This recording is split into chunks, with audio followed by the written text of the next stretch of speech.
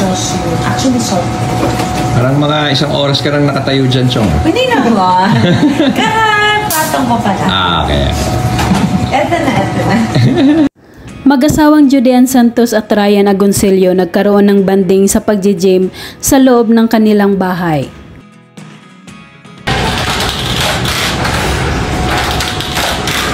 Nice one.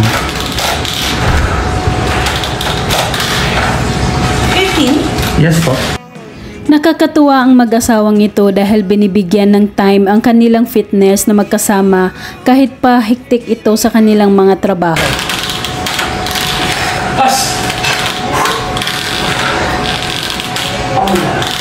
15. Okay. Ang sweet ng kanilang mga ngiti pagkatapos ng kanilang unang exercise. Makikita na super slim na si Judean ngayon.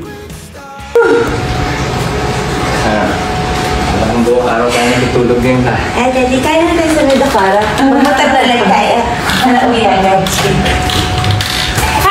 Sa tuloy-tuloy nilang pag-exercise, gumamit naman si Judean ng treadmill habang si Ryan ay nasa sahig lang nagyo-yoga.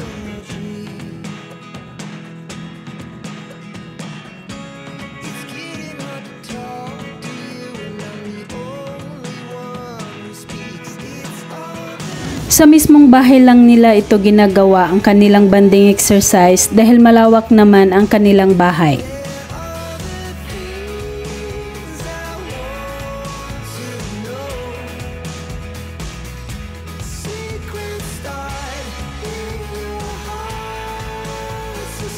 Kalaunan ay sumama na rin sa kanila sa pag-exercise ang panganay nilang anak na si Johan.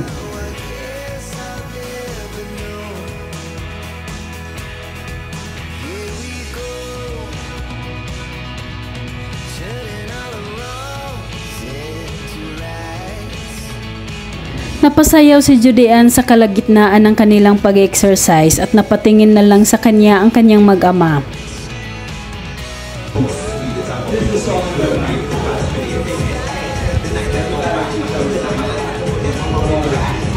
Sayaw na lang.